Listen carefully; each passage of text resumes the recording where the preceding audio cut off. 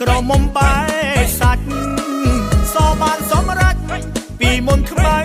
សអូននាងខ្មៅមែនតែអូនខ្មៅស្រអីលើសអស់សំរស់ចែកចាំងជុំទើធំក្រមុំអៀនបងចូលចិត្តបែខ្នងហើយលើកដៃបាំងអាឡៃតែអៀនតិចភ្លេចលៀងឆ្នាំងម្ដេចលើកដៃបាំងសុំមើលមុខផងជុំទើធំក្រមុំភូមិកាមានគេលួចអើតមើលតាមរបងខំសួររាក់ទាំងមិនព្រមឆ្លើយឆ្លងស្រដីខ្លាផងចង់លឺវាចាជុំទើធំក្រមុំមានស្នេហ៍ចង់តែនៅក្បែរប្រឡំស្នេហាបុរសម្នាក់នេះជីវិតឯកាចង់មានស្នេហាចង់មានគូដូចគេ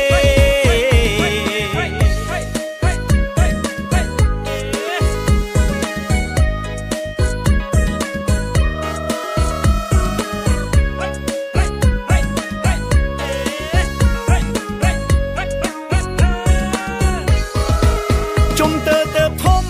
ក្រមុំបែសាច់សបានសមរចពីមុនខ្មៅសអូននាងខ្មៅមែនតែអូនខ្មៅស្រ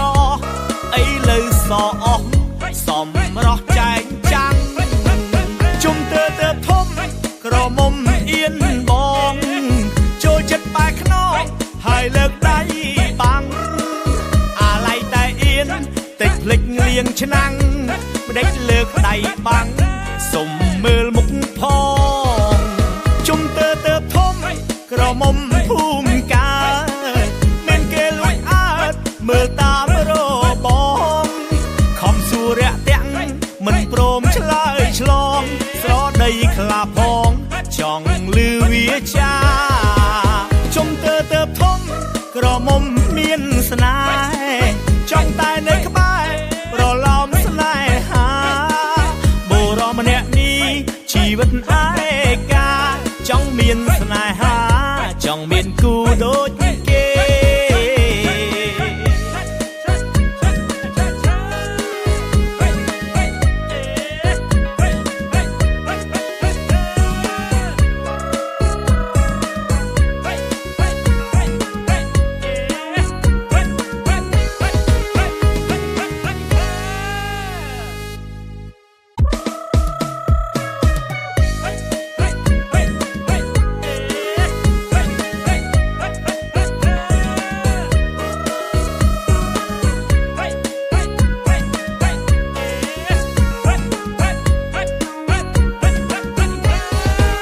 ជុំទើធំ